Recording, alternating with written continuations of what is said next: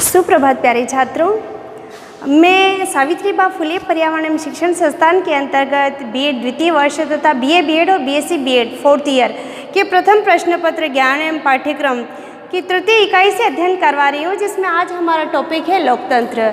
लोकतंत्र को डेमोक्रेसी कहते हैं। डेमोक्रेसी जो लोकतंत्र जो शब्द है, इसका सर्वप्रथम उपयोग यूनान में किया गया था और इसका अर्थ निकाला गया अनेक लोगों का शासन। अनेक लोगों का शासन को हम कहते हैं डेमोक्रेसी या लोकतंत्र कहते हैं। तो जो डेमोक्रेसी है वो दो शब्दों से मिलकर बना हुआ है, डेमोस प्लस क्रेसी। डेमोस का सामान्य अर्थ है डेमोक्रेसी, जो ग्रीक शब्द है, एक ग्रीक शब्द है, उसको दो भागों में से बना हुआ है, डेमोस प्लस क्रेसी। डेमोस का सामान्य अर्थ होता है जनसाधारण और क्रेसी का सामान्य अर्थ होता है शासन, यानी कि जनता का शासन, यानी कि जनता का शासन या जनसाधारण का शासन या नागरिकों का शासन या लोगों का शासन। इसे हम अलग अलग अर्थ में प्रयुक्त कर सकते हैं। तो जो लोकतंत्र है, इसके लिए अब्राहम लिंकन ने कहा था कि इसमें जनता के लिए और जनता द्वारा शासन होता है। लोकतंत्र के लिए अब्राहम लिंकन ने, जो अमेरिका के राष्ट्रपति चुने गए थे, उन्होंने कहा था कि ये जनता के लिए और जनता द्वारा शासन होता है। इसके अलावा जो गिडिंग्स है, तो उन्होंने कहा था कि प्रजातंत्र के रूप में हम कह सकते हैं कि केवल सरकार का ही प्रतिनिधित्व नहीं होता, वरन राज्य तथा समाज तीनों का मिश्रित रूप है लोकतंत्र। गिडिंग्स ने क्या कहा, मैं वापस दोहराती हूँ अपनी बात, कि लोकतंत्र या प्रजातंत्र शासन का वह रूप है जिसमें केवल सरकार का ही रूप नहीं लगता, वरन इसमें समाज तथा राज्य तीनों का मिश्रण होता है। इसके अलावा डायसे ने कहा है कि जो प्रजातंत्र है वह इस प्रकार का शासन है कि जिसमें जो शासन समुदाय होता है, जो शासन समुदाय होता है, वो संपूर्ण राष्ट्र की अपेक्षाकृत बड़ा भाग होता है। यानी कि जो शासन समुदाय होता है, वह जो भाग होता है ना राष्ट्र की अपेक्षा, तो यानी कि उसके जो प्रतिनिधि होते हैं वह इसमें इन्वॉल्व होते हैं। तो हम ये भी कह सकते हैं कि वह प्रकार जिसमें शासन समुदाय होता है वह राष्ट्र की अपेक्षाकृत बड़ा भाग होता है। यानी क्योंकि बड़े जनसंख्या से उससे प्रतिनिधित्व करके जो प्रतिनिधि आते हैं, इसके कारण इसको हम ये कहते हैं कि यह शासन समुदाय है, जो जन से चुने हुए प्रतिनिधि होते हैं। तो लोकतंत्र को दो भागों में बांटा गया है, एक तो प्रत्यक्ष लोकतंत्र तथा दूसरा है अप्रत्यक्ष लोकतंत्र। प्रत्यक्ष लोकतंत्र क्या होता है? प्रत्यक्ष लोकतंत्र वह होता है जिसमें जो जनता होती है वह प्रत्यक्ष रूप से भाग लेती है शासन कार्यों में, या शासन की शक्ति का प्रयोग होता है ना, उसमें प्रत्यक्ष रूप से भाग लेती है। वह विधि निर्मित कर सकती है, कानून बना सकती है, और यहाँ तक कि वो प्रतिनिधि, जो प्रशासनिक प्रतिनिधि होते हैं ना, उन पे भी नियंत्रण रखती है। यानी कि सर्वा जनता होती है, उसको हम प्रत्यक्ष लोकतंत्र कहते हैं। यह पद्धति बहुत पहले पाई जाती थी, जैसे भारत में वज्र संघ में ये पाई जाती थी, ग्रीक प्रदेश में ये पाई जाती थी, यूनान के ग्रीक में यह पद्धति पाई जाती है। लेकिन इसको हम अभी अच्छी नहीं मान सकते, क्योंकि इसके लिए कम जनसंख्या का होना आवश्यक है। यानी कि जनसंख्या कम होगी, वहाँ जो प्रत्यक्ष लोकतंत्र है वह प्रभावी होगा। लेकिन वृहद देशों में और वृहद जनसंख्या स्तर है, तो इस जगह प्रत्यक्ष लोकतंत्र सफलतापूर्वक हम संचालित नहीं कर सकते।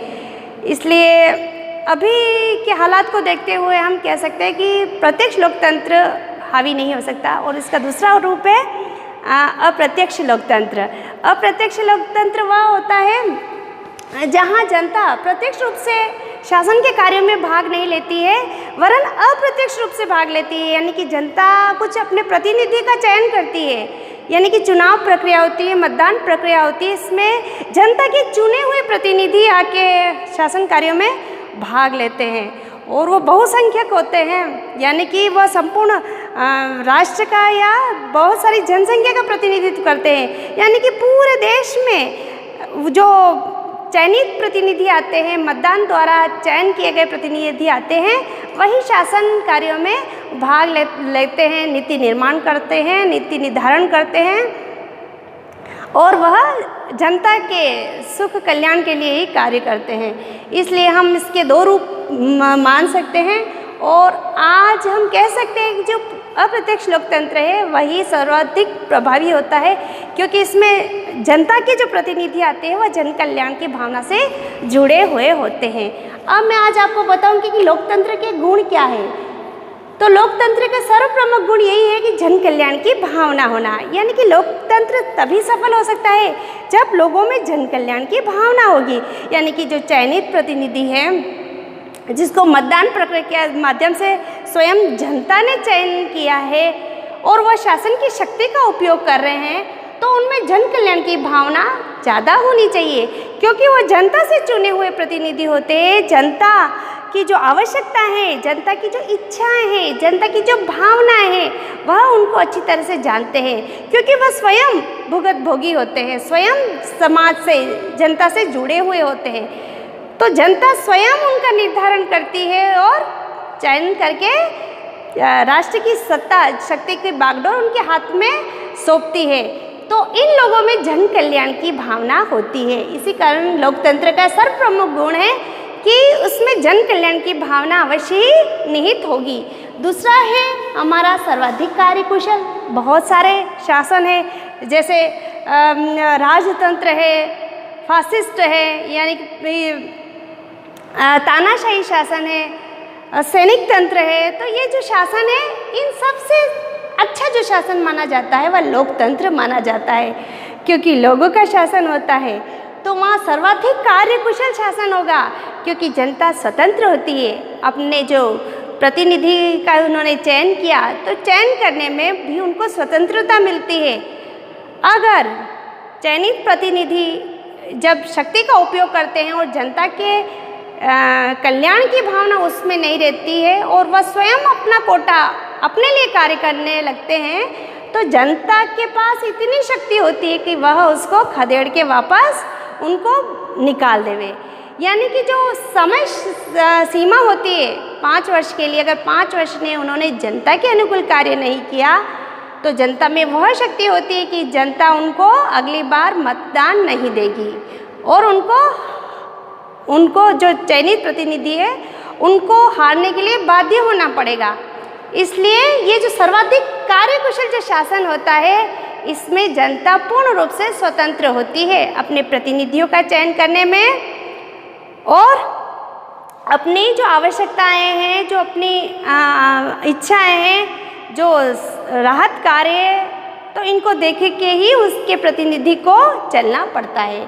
लेकिन यह कार्य न तो सैनिक तंत्र में हो सकता है, न राजतंत्र में हो सकता है, क्योंकि वहाँ शासन जो राजनीतिक से जुड़े हुए जो लोग हैं, जैसे वंशानुगत जहाँ की राजतंत्र पद्धति प्रचलित है, तो वहाँ वे लोग ही सर्वे सर्वा होते हैं, जनता का कोई भी उसमें हस्तक्षेप नहीं होता। लेकिन जो लोकतंत्र है, इसमें जनता बखूबी हस्तक्षेप कर सकती है। आगे आता है सार्वजनिक शिक्षण। तो जो लोकतंत्र है, तो यहाँ के लोगों को सार्वजनिक शिक्षण मिलता है। समाज में वह जाते हैं, समाज के कार्यकलापों से भली भांति परिचित होते हैं, तो उनको सार्वजनिक शिक्षण मिलता है। यहाँ तक कि जो छोटे 18 वर्ष से ऊपर की आयु के जो व्यक्ति होंगे, वह राजनीतिक कार्यों में भाग लेंगे, सामाजिक कार्यों में भाग लेंगे, प्रशासनिक कार्यों में भाग लेंगे, तो उनको एक वृहद शिक्षण मिलेगा। राजनीति से जुड़ा, प्रशासनिक क्षेत्र से जुड़ा, सामाजिक क्षेत्र से जुड़ा, धार्मिक क्षेत्र से जुड़ा, तो यह लोकतंत्र ही हमें सिखाता है। सार्वजनिक शिक्षण यानी कि समाज में जो भी गतिविधियाँ हो रही है, जो भी कार्यकलाप हो रहे हैं, तो उसका शिक्षण लोकतंत्र के माध्यम से ही संभव है। आगे आता है मनोविज्ञान के अनुकूल। मनोवैज्ञानिक सिद्धांतों के अनुकूल यह लोकतंत्र है, क्योंकि इसमें जनता स्वतंत्र होती है, जनता पे कोई बाउंडेशन नहीं होता है। वह अपने प्रतिनिधि का चयन करती है, उसमें भी वह स्वतंत्र होती है, और अगर प्रतिनिधि को हटाना है उस पद से, तो भी वह स्वतंत्र होती है। इसलिए मानसिक रूप से वह उनको आत्मनिर्भरता, स्वाभिमान की भावना उसमें जागृत होती है। इसके अलावा जो प्रतिनिधि जो जाते हैं, उनको भी एक डर लगा रहता है, एक भय लगा रहता है कि वह जनता के विरुद्ध कोई कार्य नहीं करे, अन्यथा उनको अपने पद से बर्खास्त होना पड़ेगा। तो वह नियंत्रण में रहते हैं और अपने कार्यों का सही उत्तरदायित्व या पालन करते हैं, अपने कार्यों का सही प्रतिनिधित्व करते हैं, पालन करते हैं, अपने फर्ज को बखूबी निभाते हैं। तो यह मनोविज्ञान के सिद्धांत के अनुकूल है। वनिस्पत, राजतंत्र और कुलीन तंत्र जिसको बोलते हैं, और सैनिक तंत्र में जो होता है तो उसमें जनता पीड़ित रहती है, शोषित रहती है, लेकिन इसमें जनता स्वतंत्र आत्मनिर्भर होती है। आगे आता है जनता का नैतिक उत्थान। जनता का नैतिक उत्थान करना, जो प्रतिनिधि चुने गए हैं तो उनका वह उसी जिस पद पे वह चयनित हुए हैं तो उनको पता है कि जनता की उन पे कितनी आशा है, जनता के विश्वास है, जनता का प्यार है, जनता का सहयोग है, तब जाके वह उस पद पे आसीन हुआ है। तो जो चयनित हुआ है उसका भी नैतिक उत्थान होना स्वाभाविक है। वह भी जो अपने बुरे आचरण है उनको वह जिंदगी से हटाएगा, तभी जाके वह अच्छा प्रशासनिक अधिकारी, राजनीतिक अधिकारी वह बन सकता है, अच्छा नेता बन सकता है। तो स्वयं उसमें भी नैतिक उत्थान होगा, और जो जनता उसको चयनित करे बड़ी आशा से, तो उसका भी, जनता के अंदर भी अच्छे गुण, सद्गुण आएंगे। क्योंकि वह विश्वास के आधार पर उस व्यक्ति का चयन कर रहे हैं, चुनाव कर रहे हैं। तो इसलिए इसमें जनता का भी नैतिक उत्थान होता है और उसके जो प्रतिनिधि होते हैं उसका भी नैतिक उत्थान होता है। उसमें भी भाईचारे की भावना जागृत होती है, देश के प्रति समर्पणशील की भावना जागृत होती है, सहयोग की भावना जागृत होती है, परोपकार की भावना जागृत होती है। आगे आता है देशभक्ति का स्रोत। केवल लोकतंत्र ऐसा शासन है जिसमें हर एक बच्चा अपने देश के लिए कुर्बान होता है, क्योंकि उसको स्वतंत्रता होती है कि वह अच्छा प्रधानमंत्री चुने, वह अच्छा मुख्यमंत्री चुने और अपना अच्छा एक सरपंच चुने।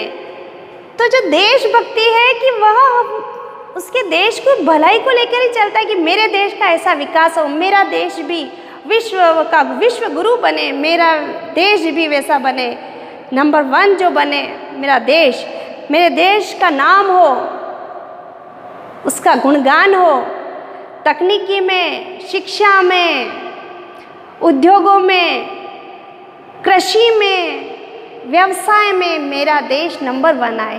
तो ये जो देशभक्ति की भावना है वह लोकतंत्र के माध्यम से ही जागृत होती है, क्योंकि जनता स्वतंत्र है अपने प्रतिनिधि का चयन करने में। तो उसमें देशभक्ति, वह चुनाव में बढ़ चढ़ के प्रचार करते हैं, अच्छा मंत्री बनाने के लिए बढ़ चढ़ के प्रचार प्रसार करते हैं। तो देशभक्ति उनमें छुपी हुई होती है। देशभक्ति जो होती है वह कूट कर भरी होती है। क्योंकि उसके लिए अच्छा मंत्री चयन हो, देश की तरक्की करने वाला मंत्री चयन हो। तो ये सारी देशभक्ति की ओर हर एक 18 वर्ष उससे नीचे के व्यक्ति को भी देशभक्ति भरी होती है, और उसके ऊपर यानी कि 18 वर्ष तक बच्चों में यह भावना जागृत होती है। तो यह अच्छे लोकतंत्र के माध्यम से ही जागृत होती है। आगे आता है क्रांति से सुरक्षा, यानी कि जिस देश में मिलजुल कर रह रहे हैं, जनता का सम्मान हो रहा है, जनता की आवश्यकताओं की पूर्ति हो रही है, राहत कार्य हो रहे हैं, तो वहाँ क्रांति हो ही नहीं सकती।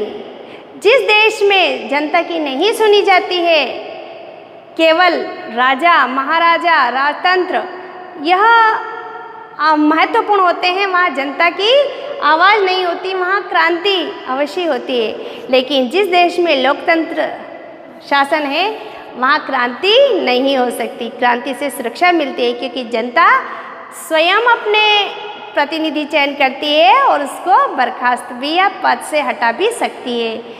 यह शक्ति स्वयं उनके पास में होती है प्रत्यक्ष रूप से। आगे आता है समानता व स्वतंत्रता पर आधारित।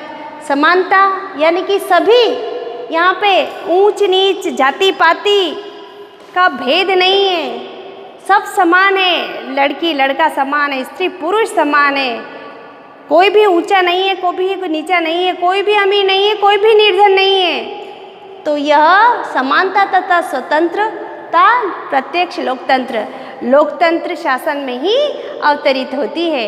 यानी कि सभी समान है और सभी को मत देने का अधिकार है, सबको अपने प्रतिनिधि बनने का अधिकार है कि वह जनता का प्रतिनिधि बने, सबको चुनाव प्रक्रिया में भाग लेने का अधिकार है। ठीक है, तो ये सब तरह से समानता तथा स्वतंत्रता पर आधारित होती है। सबको, सब जातियों को, अमीरों गरीबों को, स्त्री पुरुषों को, सबको स्वतंत्रता तथा समानता का अधिकार दिया गया है। वह प्रत्यक्ष लोकतंत्र के माध्यम से ही दिया गया है। आगे आता है विचार विनिमय व समझौते की भावना। यानी कि सब अपने विचारों को एक दूसरे के समक्ष खुल के प्रस्तुत कर सकते हैं, विचारों को कह सकते हैं। जनता के पास अगर समस्या है तो वह बखूबी अपने प्रतिनिधि के समक्ष अपनी समस्याओं को लेकर प्रस्तुत हो सकता है, इसमें उनको रोक टोक नहीं हो सकती। तो जो विचार विनिमय है, एक दूसरे का जो कर्तव्य तथा अधिकार है, तो वह एक दूसरे को आदान प्रदान इसके माध्यम से कर सकते हैं। आगे आता है विश्व शांति का समर्थन। लोकतंत्र होता है, वहाँ विश्व शांति एक आधारभूत तथ्य है, वह नींव है विश्व शांति। लेकिन दूसरे जो देश होते हैं, जैसे राजतंत्र है, सैनिक तंत्र है, तो वहाँ पे क्या होता है कि मतलब दूसरे देशों को पराजित करना, दूसरे देशों को हराना, यह तकनीकी चलती है, यह उनके माइंड में चलता रहता है। और जो साम्यवादी जो शासन होता है, वह भी विस्तारवादी नीति कि हमारा जो साम्यवादी विचारधारा है वह आगे से आगे पनपे, वह भी विस्तारवादी नीति चाहता है। लेकिन जो लोकतंत्र है वह विश्व शांति का समर्थक होता है, विश्व बंधुत्व की भावना पर आधारित होकर विश्व शांति की वह कामना करता है कि सभी देश एक जैसे हैं, सभी को जीने का अधिकार है, सभी व्यक्तियों के लिए रोटी कपड़ा मकान जो अनिवार्य आवश्यकता है उसके लिए उसका निर्वाह करने का उनको अधिकार है, सभी को प्रकृति की रक्षा करने का अधिकार है, प्रकृति से जो भी कुछ तथ्य चाहिए उनको प्राप्त करने का अधिकार है। तो जो विश्व शांति का समर्थन है वह सिर्फ लोकतंत्र शासन के माध्यम से ही संभव है। आगे आता है, आगे मैं बताऊंगी आपको लोकतंत्रीय शिक्षा के क्या क्या उद्देश्य हैं। सर्वसाधारण के लिए शिक्षा की व्यवस्था करना, लोकतंत्रीय शिक्षा का यही उद्देश्य है कि सभी को शिक्षा मिले, कोई भी शिक्षा से वंचित न हो। सभी यानी कि अगर जनता शिक्षित होगी तो ही तो जाके शासन व्यवस्थित चल पाएगा। जनता शिक्षित होगी तो वह अच्छे लीडर को चयनित करेगी और वह लीडर देश के विकास के लिए, प्रगति के लिए कार्य कर सकेगा। इसलिए लोकतंत्रीय शिक्षा का यही उद्देश्य है कि सभी लोगों को, सभी आयु स्तर के बच्चों को, सभी जाति पाति बंधनों से मुक्त शिक्षा के जो द्वार है सभी के लिए खुले हो और सभी लोगों को शिक्षा मिले, यानी कि धर्म निरपेक्ष शिक्षा मिले, लिंग भेद से निरपेक्ष शिक्षा मिले, समानता वाली शिक्षा मिले और अमीर गरीब कोई भी इस सीमा में बंधे नहीं रहे, सभी लोगों को शिक्षा मिले। और वह भी शिक्षा कौन सी मिले? लोकतंत्रीय आधार वाली शिक्षा उनको प्राप्त हो।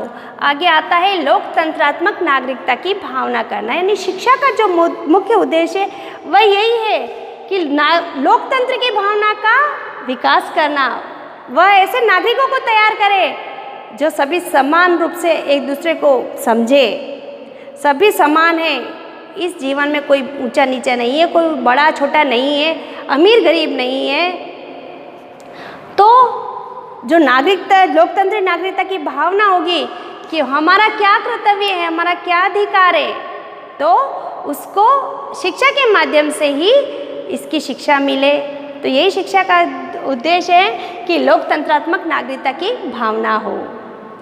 आगे आता है सामाजिकता का विकास। शिक्षा यह सिखाए कि समाज, परिवार, समाज, राष्ट्र सब एक है, यानी कि परिवार, अगर समाज के भलाई के लिए परिवार की कुर्बानी देनी पड़े तो दी जाए, राष्ट्र के लिए समाज की कुर्बानी दी जानी चाहिए, देनी पड़े तो दी जाए, यानी कि सर्वे सर्वा क्या हो गया, राष्ट्र हो गया। तो सामाजिकता का भावना यानी कि लोगों में प्रेम, सहयोग, सहकारिता, भाईचारा, ये सामाजिक गुण है कि हमारी परंपराएं क्या है, हमारे सभ्यता क्या है, हमारी संस्कृति क्या है, हमारा संस्कार क्या है, यह सब सिखाए हमें शिक्षा। तभी जाके वो लोकतंत्र प्रभावी बन सकेगा और वह सभी की प्रगति कर सकेगा। तो सामाजिकता का विकास करना सिखाए। शिक्षा का यही उद्देश्य है कि अच्छा नागरिक निर्मित हो, जो भविष्य का अच्छा नेता बन सके, शासन की बागडोर उसके हाथ में आ सके तो देश की प्रगति हो सके। लेकिन वह वृहद रूप में और लघु रूप में वह स्कूल में पढ़ाई कर रहा है, तो समाज का वह अच्छा सदस्य बने। पहले तो परिवार का अच्छा सदस्य बने, फिर वह समाज का अच्छा सदस्य बने और फिर वह राष्ट्र का अच्छा सदस्य बने। यानी कि सामाजिकरण सिखा रहे हैं तो विद्यालय में उचित समाज की शिक्षा उसकी दी जानी चाहिए। आगे आता है चहुमुखी विकास, यानी कि केवल पाठ्यक्रम समाप्ति करना या पाठ्यक्रम का ज्ञान देना ही अच्छी शिक्षा का दायित्व नहीं है। केवल पाठ्यक्रम को रटा दिया जाए, सैद्धांतिक ज्ञान के साथ में व्यवहारिक ज्ञान सिखाया जाए बच्चों को, तो हमारा लोकतंत्र प्रभावी हो सकता है। यानी कि चहुमुखी विकास, वह सैद्धांतिक रूप से अच्छा बने, वह व्यावहारिक रूप से अच्छा बने, वह शारीरिक रूप से अच्छा बने, वह आर्थिक रूप से संपन्न बने, वह नैतिक आधार पर अच्छा बने। तो ये सारी शिक्षा यानी कि बालक केवल सिद्धांतों पर आधारित नहीं है, बल्कि वह परिमाणात्मक रूप और गुणात्मक दोनों पक्षों से मजबूत बने, तभी बालक का सर्वांगीण विकास या चहुमुखी विकास हो सकता है। शारीरिक रूप से मजबूत बने, मानसिक रूप से मजबूत बने, तभी जाके सामाजिक रूप से वह सेवा कर सकेगा, आर्थिक रूप से मजबूत बन सकेगा और देश की भलाई कर सकेगा। आगे आता है व्यावसायिक शिक्षा। शिक्षा केवल सिद्धांतों को रटाना नहीं है, शिक्षा के माध्यम से बच्चे को ऐसा कुशल नागरिक बनाना है कि उसमें कौशल विकसित हो सके। वह जो ज्ञान है, वह कक्षा में ज्ञान जो ले रहा है, उसका परिस्थिति के अनुसार उस ज्ञान का वह प्रयोग कर सके, वह आत्मनिर्भर बन सके, वह दूसरों पे डिपेंड नहीं रहे, उसमें स्वाभिमान के गुण आए, उसने जो पक्ष चुना है, जो आधार चुना है, जिस फील्ड में वह जा रहा है उस फील्ड से संबंधित उसमें सारी दक्षताएं, सारी कौशल, सारी क्षमताएं उसमें विकसित हो, तो शिक्षा वह शिक्षा कहाँ ले जाएगी? लोकतंत्र की ओर, यानी कि बच्चे के पूर्ण विकास की ओर, चहुमुखी विकास की ओर। अगर बच्चे ने आत्मनिर्भर बनना सीख लिया है, देश का अच्छा नागरिक बनना सीख लिया है, तो वह लोकतंत्र अपना प्रभावी बन जाता है। आगे आता है नेतृत्व का विकास। नेतृत्व यानी कि नेता बनना। कक्षा में ऐसे गुणों को, शिक्षा के माध्यम से ऐसे गुण विकसित किए जाए कि वह सत्य, अहिंसा पर आधारित हो, किसी का बुरा ना हो, सत्य, अहिंसा, अपरिमेय, अपरिग्रह। तो ये सारे जो गांधी जी ने जो सिद्धांत दिए हैं, स्वाभिमान, तो उसका विकास इसके माध्यम से हो, शिक्षा के माध्यम से हो, कि अच्छा वह लीडर बन सके, देश की वह तरक्की कर सके। तो कक्षा में भी शिक्षा का ये उद्देश्य है कि ऐसे बच्चे जो अंतर्मुखी और बहुमुखी दो व्यक्ति होते हैं, जो बहुमुखी जो व्यक्ति होते हैं, उनको छात्र होते हैं, उनको आगे लाएं और शिक्षा तो वही प्रदान करें जो सत्य, अहिंसा पर आधारित हो। तो नेतृत्व का अगर विकास हो गया है तो वह अच्छा नेता बन सकता है, भावी नेता बन सकता है। अच्छी आदतों का विकास, अच्छी आदतों का विकास अगर हो जाएगा, शिक्षा अगर अच्छी आदतों को सिखाएगी बच्चे को, जो बच्चे होते हैं वह फूल होते हैं, कुम्हार के जो मिट्टी होती है वह होते हैं। एक शिक्षक चाहे तो उसको आकार दे सकता है। वो बगिया के फूल होते हैं जो खुशबू देते हैं। तो अच्छी आदतों का निर्माण परिवार के माध्यम से और विद्यालय के माध्यम से ही होता है। तो शिक्षा ऐसी हो कि बच्चों से शुरू से अच्छी आदतों को सिखाए, गलत और सही में अंतर करना सिखाए, बच्चों के दैनिक जीवन से जुड़े, तो ही जाके अच्छी आदतों का विकास हो पाएगा। अच्छी आदतों का विकास होगा तो लोकतंत्र प्रभावी होगा और क्रियान्वित होगा। आगे आता है कुशलता का सृजन। कुशलता का सृजन कौशलता में ही आ गया कि वह व्यवहारिक कुशल बने।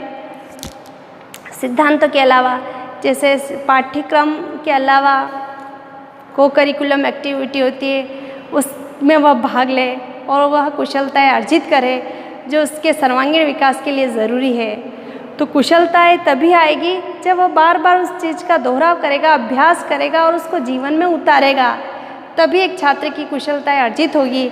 तो इसके लिए छात्रों को ये सब बनना पड़ेगा और शिक्षक को बनाना पड़ेगा कि वह बच्चा जो है सभी तरह से प्रवीण हो, सभी तरह से आत्मनिर्भर हो, सभी तरह से अच्छा व्यक्ति बने। तो यह एक शिक्षक को ही प्रयास करना पड़ेगा। आगे आता है लोकतंत्र शिक्षा में योगदान। सबसे पहले आता है व्यवहारिक आदर्श। व्यवहारिक आदर्श यानी शिक्षा का क्या योगदान होना चाहिए? आदर्श जो हमारे कर्तव्य, समाज के प्रति, राष्ट्र के प्रति जो हमारे अधिकार और कर्तव्य है, हमारे मूल्य है, पहले हम उन्हें अपने जीवन में उतारना सीखें। उपदेश देना सरल है, धार्मिक कार्यों में हम बढ़ चढ़ के भाग लेते हैं, लेकिन हमारे जो कर्तव्य है सब राष्ट्र के प्रति तो वह हम भूल जाते हैं। तो शिक्षा के द्वारा इन चीज़ों को सिखाया जाए कि पहले धर्म से पहले देश है। देश के प्रति हमारा जो अधिकार है, हमारा जो कर्तव्य, पहले हम उसको निभाना सीखें, फिर परंपराओं को निभाना सीखें। तो व्यवहारिक आदर्श पहले व्यवहार में डालना सीखें। बातें करना, फिजूल की बातें करना यह बहुत सरल है, लेकिन हम कार्य करें और दिखाएं, आत्मनिर्भर बने तो वो ज़्यादा उपयोगी है। आगे आता है वैज्ञानिक दृष्टिकोण। वैज्ञानिक दृष्टिकोण को विकसित करना भी शिक्षा का ही परम कर्तव्य है, यानी कि तकनीकी शिक्षा, अलग अलग उपकरणों का प्रयोग करना। हम इन चीज़ों को सीखेंगे तभी जाके हम आगे इस चीज़ों का उपयोग ले सकेंगे और देश की प्रगति में अपना योगदान दे सकेंगे। इसलिए छोटे बच्चों को शुरू से ही कंप्यूटर की शिक्षा दी जाती है, कृषि तकनीकी की शिक्षा दी जाती है, शिल्प की शिक्षा दी जाती है। तो अलग अलग फील्ड होते हैं, तो बच्चों में एक वैज्ञानिक दृष्टिकोण पैदा करता है। तो शिक्षा के माध्यम से ही बच्चों में वैज्ञानिक दृष्टिकोण उत्पन्न होगा। आगे आता है आर्थिक संपन्नता में वृद्धि। आर्थिक संपन्नता में वृद्धि तभी होगी जब सब आर्थिक रूप से मजबूत बनेंगे, आत्मनिर्भर बनेंगे। और यानी कि जिस फील्ड में जो जा रहा है, शिक्षा का फील्ड ले लो, MBBS यानी मेडिकल फील्ड ले लो, इंजीनियरिंग फील्ड ले लो, कृषि फील्ड ले लो, ये इन फील्डों में पूर्ण हम निपुण बनेंगे। इनके प्रति जो हमारी दक्षताएं हैं, कौशल है, ज्ञान है, वो अर्जित करेंगे तभी जाके हम आर्थिक संपन्न हो सकेंगे। तो यह प्रत्यक्ष लोकतंत्र में ही संभव है कि सबको अपने व्यवसाय चुनने का अधिकार है। जिस फील्ड में जिसको रुचि होती है उस फील्ड में जाने का अधिकार है। शासन की कोई जो शासक वर्ग होती है वह कोई बाउंडेशन नहीं लगाता कि इनको इसी फील्ड में जाना है। सबको अलग अलग स्वतंत्रता मिलती है, सबको अपने व्यवसाय चयन की स्वतंत्रता मिलती है। तो ये सिर्फ लोकतंत्र शिक्षा में ही संभव है, ताकि सभी आर्थिक रूप से संपन्न बने और देश की प्रगति में अपना योगदान देवे। आगे आता है सामाजिक नियंत्रण की शिक्षा। व्यक्ति पर सामाजिक नियंत्रण रहना बहुत ही ज़रूरी है, नहीं तो सभी व्यक्ति एक दूसरे को नीचा दिखाने पे आतुर हो जाएंगे कि मैं ही सर्वे सर्वा हूँ, मैं ही शक्तिमान हूँ, मैं ही पैसे वाला हूँ, मैं ही आर्थिक रूप से संपन्न हूँ। तो इसलिए न्याय बना है, कानून बना है, पुलिस जो प्रशासनिक जो हमारे जो कर्मचारी है वह अलग अलग फील्ड में अधिकार प्रशासित हुए हैं। तो सामाजिक नियंत्रण रखना ज़रूरी है। सर्वप्रथम हम अपने आप को सामाजिक नियंत्रण, हम अपने आप पर नियंत्रण रखें, फिर हम जाके दूसरों को बोल सकते हैं। तो पहले स्वयं नियंत्रण रखना सीखें, फिर दूसरों को नियंत्रण रखने की हम शिक्षा देवें। तो सामाजिक जो नियंत्रण होता है, अपने आप पर जो नियंत्रण की शिक्षा भी हमें लोकतंत्र की शिक्षा के माध्यम से ही मिलती है, वरना सभी लोग एक दूसरे को नीचा दिखाएंगे और इससे क्या होगा, क्रांति का जन्म हो जाता है। तो इसलिए सामाजिक नियंत्रण होना ज़रूरी है। आगे आता है बेकारी, जन्म दर पर रोक, यानी कि अच्छी शिक्षा वही है जो सब बेकारी पर रोक लगाए, बेरोजगारी पर रोक लगाए, बेरोजगारी पर रोकथाम करे। तो बेकारी बेरोजगारी पर रोक होगा तभी तो सभी को लोगों को रोज़गार मिलेगा। हम अगर हमारी जो आवश्यकता है, रोटी कपड़ा मकान, अगर उसकी पूर्ति नहीं कर पाएंगे तो सभी लोग एक दूसरे के लिए हिंसक भावना रखेंगे, दूसरों के लिए दुश्मनी रखेंगे। तो लोकतंत्र रूपी शिक्षा हमें यही हमें मूल्य प्रदान करती है कि सर्वप्रथम हम अपनी इस बेकारी पर नियंत्रण करना सीखें, सभी को रोज़गार के अवसर मिले, सभी को अनिवार्य जो आवश्यकता है रोटी कपड़ा मकान वह मिले, सभी अपना जीवन आनंदपूर्वक व्यतीत करें। जन्म दर पर रोक कि ज़्यादा जन्म दर होगी, अगर इस जन्म दर पर कंट्रोल नहीं किया गया तो जनसंख्या बढ़ती ही जाएगी और जो बेकारी की समस्या है, बेरोज़गारी की समस्या है, निर्धनता की समस्या है, पिछड़ेपन की समस्या है, वह बढ़ती ही जाएगी। इसलिए लोकतंत्री शासन में स्वतंत्रता होती है नागरिकों को, लेकिन इस पर यह भी नियंत्रण होना चाहिए लोकतंत्र शासन में कि जनता 2 बच्चों से ज़्यादा बच्चे पैदा नहीं होवे, 2 बच्चों का जन्म होवे, 2 बच्चों को अच्छी पढ़ाई की व्यवस्था होवे, अच्छे खान पान की व्यवस्था होवे, उन 2 बच्चों पर अच्छा कार्य हो सके और अनावश्यक जो जनसंख्या बढ़ रही है उस पर नियंत्रण लगाना ज़रूरी है। तो लोकतंत्र शिक्षा में सबको स्वतंत्रता होती है, लेकिन जो जनसंख्या दर है उस पर नियंत्रण लगाना यह हर एक इंसान की जिम्मेदारी है कि 2 से अधिक बच्चे न उत्पन्न होने देवे। आगे आता है कर्मों पर आधारित बेकारी, ये हो गया कर्मों पर आधारित सामाजिक ढांचा। केवल बातों पर आधारित शिक्षा नहीं होनी चाहिए, केवल सिद्धांत ले लिए, केवल डिग्री ले ली तो यह पर्याप्त नहीं है। कर्म डिग्री लिए तो हमें उसको कर्म रूप में, कार्य रूप में उस डिग्री को परिणित भी करना पड़ेगा। वैज्ञानिक तथा तकनीकी चीज़ों से हमें जुड़ना पड़ेगा, तभी जाके हमारे देश में संपन्नता आएगी, आर्थिक संपन्नता आएगी, नहीं तो विपन्नता छा जाएगी। तो सभी लोग कर्म करें, अनावश्यक बैठे रहते हैं, खाली बैठे रहते हैं, बातें करते हैं, तो इन चीज़ों पर भीख मांगते हैं, बहुत सारे जो है एक दूसरे से हिंसा करते हैं, दूसरे को मारते हैं। तो इन चीज़ों पर नियंत्रण होना चाहिए और कर्म, हर व्यक्ति कर्म करे तो देश की प्रगति निश्चित ही संभव है। आगे आता है भ्रष्टाचार पर रोक व सामाजिक सुरक्षा। भ्रष्टाचार यानी कि जो सरकारी कर्मचारी है, आजकल भ्रष्टाचार हर 90% भ्रष्टाचार फैला हुआ है। सभी लोग रिश्वत लेते हैं, घूस लेते हैं। तो पढ़े लिखे लोग भी ऐसा करेंगे तो यह हमारे लोकतंत्र के लिए अच्छा नहीं है, हमारे देश के लिए अच्छा नहीं है। तो शिक्षा ऐसी हो कि भ्रष्टाचार पर रोक लगाए, लोग स्वयं ऐसे अनुशासित हो जाए, जो बच्चे हैं वह स्वयं अनुशासित हो जाए कि वह गलत का साथ न दे न ले, अपने कर्म को करे जिसके लिए उनको जनता ने उनको चयनित किया है। जिस मेहनत से वह जिस फील्ड में आए हैं, अच्छे अधिकारी बने हैं, अच्छे सरकारी अफसर बने हैं, तो वह उस फील्ड की लाज रखे, वह उस फील्ड के लिए अनुशासित रहे और अपनी जो कर्तव्य है वह पूरे ईमानदारी से वह निभाए। सामाजिक सुरक्षा लोकतंत्र का यही दायित्व है कि सामाजिक सुरक्षा, इसीलिए तो पुलिस व्यवस्था, न्याय व्यवस्था हमारे लिए बनाई गई है कि सभी लोग सुरक्षित रहे, हिंसा नहीं हो, अपराध नहीं हो, इन चीज़ों पे नियंत्रण हो, जो अपराधी लोग हैं उनको दंड मिले। तो सामाजिक सुरक्षा भी लोकतंत्र का प्रमुख उद्देश्य है। शिक्षा पद्धति में आवश्यकता अनुसार परिवर्तन, जो शिक्षा समय के अनुसार परिवर्तित नहीं होती तो वह रूढ़ शिक्षा कहलाती है।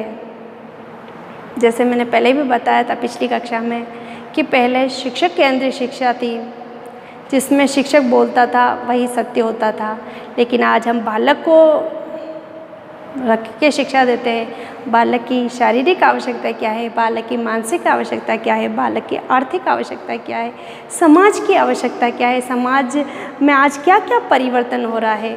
तो शिक्षा जो है वह समय अनुसार परिवर्तित हो, पुरानी पद्धति पर ही नहीं चले, बल्कि जो आज जो आवश्यकता है, जो समाज में जो आज परिवर्तन हो रहे हैं, जिसके कारण भविष्य में भी प्रगति हो सकती है, तो उसके अनुसार शिक्षा निर्मित की जाए। तो आज हमने यही पढ़ा कि लोकतंत्र क्या होता है। लोकतंत्र यानी जनता का शासन।